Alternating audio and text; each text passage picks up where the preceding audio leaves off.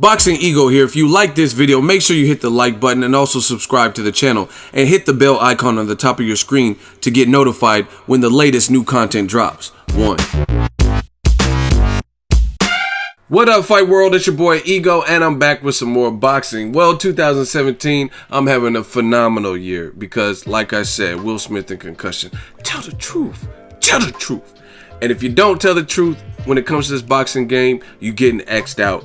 Point blank, period. All that dumb shit, all that stuff people were doing before and like making up like lies about fighters and stuff that can't be substantiated is over.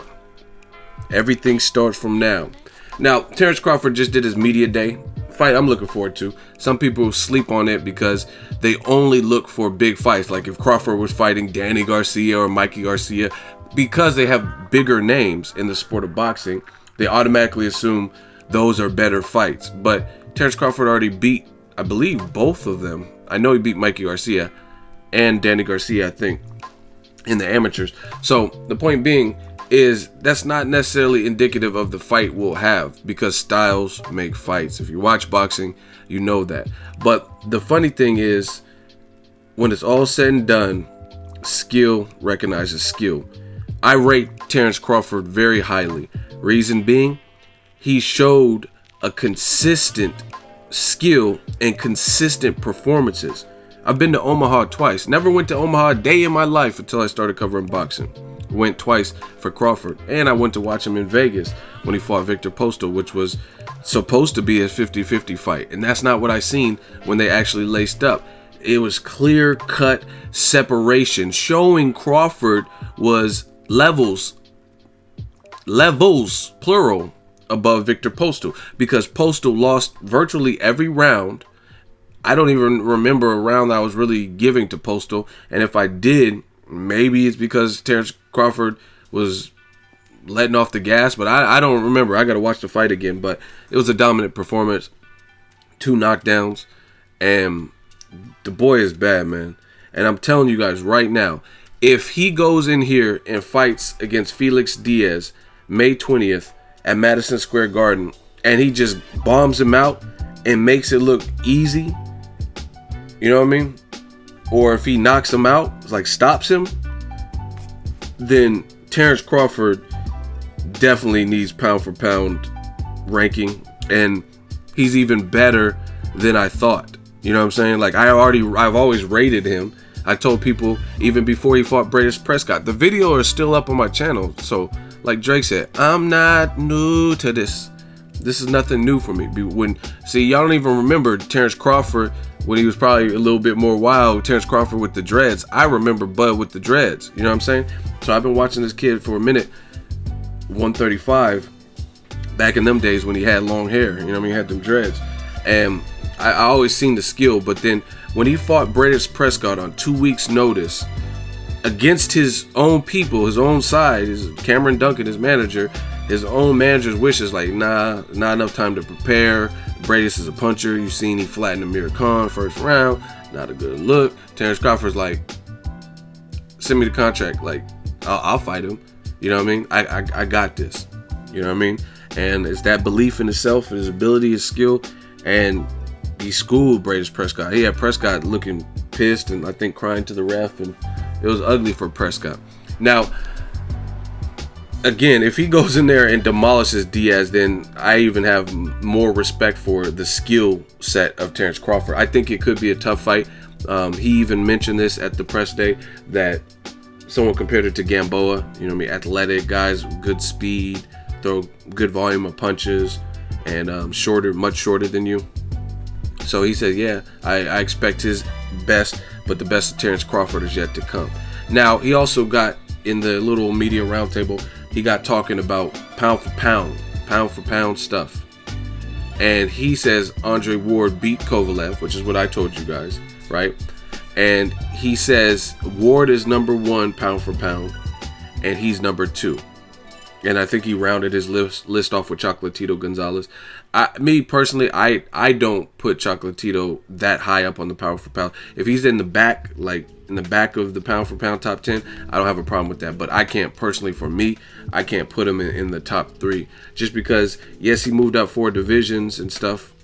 But there's other guys. I mean, see, this is precisely why I don't really do a full-fledged pound-for-pound list, because it's all subjective. Because Cotto moved up 4 divisions, I believe, in his career. And, yeah, he did. When he fought Sergio, that was his 4th division, because he fought at, what was it? He fought at 40, 47, 54. Yeah, and then the catch weight, middleweight, 159 versus Sergio Montavia. And the thing is, like, so how did...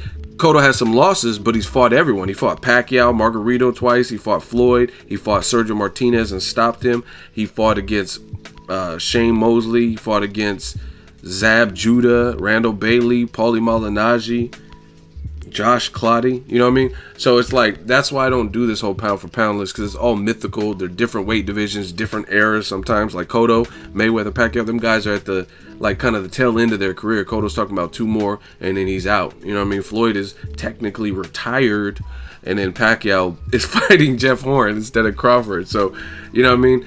That's why I don't do the pound for pound list. But I know if I was doing a top 3 list, I wouldn't have Roman Chocolatito in at number 3. Again, it's like the argument is, okay, Roman Chocolatito's never been stopped, and Cotto has, but Cotto has a far superior resume in terms of quality guys. You know what I mean? Just top level guys like Mosley in their prime, Clottey in their prime, Pacquiao when he was destroying guys, Margarito when he was arguably cheating, Floyd Mayweather who's never been beaten. You know what I'm saying? So Austin Trout, like, whether he won or lost, he still fought him, and he moved up 4 divisions. So, you know, how do you rank that? How do you rank that? It's just, it becomes hard. And just even still, guys have been more, like Lomachenko to me is more impressive. Like Mikey Garcia, I see those styles being harder to beat. Even Golovkin, I see Golovkin's style harder to beat than Chocolatito's style. And that's my honest opinion. I think maybe overall skill offensively, in terms of how, when Chocolatito's getting busy, he looks very good with this combination. He'll like sidestep you and boom, boom, boom, boom, boom, and he throws good sets. That's what I call him, when they throw punches and bunches. He throws good sets, but Golovkin's style is harder to beat to me per division, right? So that's why I don't do this. But Terence Crawford, back to what he had to say, he says he's number 2, Ward's number 1, Chocolatito is number 3. And he says he really wants to put Bradley in at number 4 because Bradley doesn't get the credit he deserves. And I agree with that. Bradley, that's another person, because he lost to Pacquiao. It's the only guy who can beat him. You know what I mean? Some guys just have a kryptonite, a certain style. Like Shane Mosley could not beat Vernon Forrest. Shane Mosley stopped Ricardo Mayorga, but he couldn't beat Vernon Forrest. Vernon Forrest got stopped by Margarito. You know what I'm saying? So these triangle theories don't really work. So Bradley definitely has a deep resume. Casamayor, Pacquiao 3 times. I mean, name one person that's fought Pacquiao 3 times and didn't get stopped in any of them.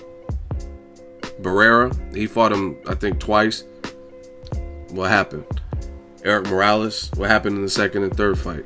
You know what I'm saying? So Bradley's a hell of a fighter. I just talked to him about a month and a half ago. It was a top-ranked Fresno card, and he's definitely up there. So it gets kind of hard with the pound-for-pound list, but I don't know. I want to know what you guys think of Crawford with his top 3, and he says Andre Ward is number 1. And the funny thing is this: I read all these comments and these biased reports and writers, and I hear about videos, or even sometimes just see the title on the home feed, and it's always this: Ward is a ducker, he's a chicken, and he won't fight Kovalev. And then in the end, you guys always look dumb because you said all of that, and now Kovalev and Ward are fighting again in June. They have a date, they have a venue, it's locked, right? You guys do all this, and it comes back to haunt you. And then furthermore, you get industry leaders, trainers, boxers, skilled fighters like Crawford. And what are they doing? They're saying the opposite of all that dumb shit y'all are saying in the comment section. Crawford is the man. Crawford, I don't think anyone can beat him in his current division. I mean, who can beat him? Are you going to really pick Ricky Burns, Indongo winner? I mean, Indongo, I mean, he already beat Ricky Burns. I don't know. I don't see it. You know what I mean? I have to see is believing. I guess like Felix Diaz, that he probably has maybe one of the best shots because he's a gold medalist and he's a good fighter, but Crawford should still be the favorite. You know what I mean? So it's funny to me because all that stuff and Andre Coward and all these weak names you guys come up with people, and then you hear top level fighters who are known skilled fighters, champions, undefeated guys just like Ward, and guess what? It's never the same thing. Crawford saying, you know what? Ward, he's the number one pound for pound body of work. People act like his resume or his performances and achievements and accolades have an expiration date. And then Crawford also in the media roundtable, he talked about Lomachenko. And it's funny to me, you guys see the HBO bias and stuff. Crawford says, and I quote, "I'm a big fan of Lomachenko, like a real big fan. But when you look at who he fought, I feel like Mikey Garcia destroyed them guys. And Lomachenko, he's getting more fame and basically like praise for beating guys that Mikey Garcia already destroyed. That's who he's fighting right now. How can he be number one when he ain't had nothing but 7 or 8 fights or so?" That's from Crawford. And that's funny because Mikey Garcia did that interview with CBS Sports. I made a video about it, and he said the same thing. He was like, man, he's basically taking my leftovers. And the boxing game is so fickle. Mikey Garcia is a great fighter. He's a very technical fighter. He clearly has power. He showed you that. His first fight at 135, he knocked out a champion brutally. I was at that fight. I covered that fight live. Dejan Zlatisin, out of nowhere, he got stretched. It was a bad look. You know what I mean? And that was a 90% puncher. You know what I mean? Based on whoever he had fought. He had been in there with Ricky Burns and a couple guys and won a title. And he had a high knockout ratio, and he got knocked out by Mikey Garcia. Yet people, it's nothing. People see, this is the problem. Fans have, if you have any level of criticism or bring up a point, they treat it like it's some gangbanging shit, like it's Crips versus Bloods. And like if I say something like, I agree with what Crawford said with Lomachenko, he's a great fighter. I told people about Lomachenko before he was even high tech in the Matrix and all this extra stuff that now people know about him. I was telling people, the videos are still up on the channel. Search Vasyl Lomachenko Boxing Ego. Put that all in the search and you'll see them old videos. You'll look at the timestamps and the date. I like Lomachenko, but I agree with what Crawford's saying. But these new fans, new age fans, they don't know shit about boxing, a lot of them, and they take it, like I said, like it's some gang Crips or Bloods. Like if you're a Crip, you can't be wearing no blood colors. You can't do that. Man, the crabs and like, you know what I mean? It's like, well, he's a slob. It's not a gang. Vasyl Lomachenko is a talented fighter, but he does have a loss, right? And he did beat Mikey Garcia, quote unquote, leftovers, right? After Mikey Garcia beat them in similar fashion, if not worse. You know what I mean? Like the Salido fight. Mikey Garcia dropped Salido 4 times, and then he won on the cards because he got his nose broke, right? So I agree with Crawford. He clearly knows his boxing is up with it. And that's the funny fickle thing about boxing is they give credit, like, honestly, what Roy Jones Jr. did in his height of his career, to me personally, and I'm not trying to say this biased because Roy Jones is, like, clear, full disclosure, he's my favorite fighter of all time. You know what I mean? But just I could separate my emotions, and I really feel Roy Jones Jr., his run in boxing when he was in his prime, before Tarver and all this stuff, Glenn Johnson, when he was in his prime at the peak of his career, his run was far more impressive to me than Golovkin. But HBO will give credit to Golovkin and say, oh, he's a monster. And then you watch a Roy Jones, it was after he knocked out Montel Griffith, and Larry Merchant was hating. Larry Merchant said, what we seen here was a great fighter against an okay fighter, and the fight was junk. So how come Roy Jones Jr.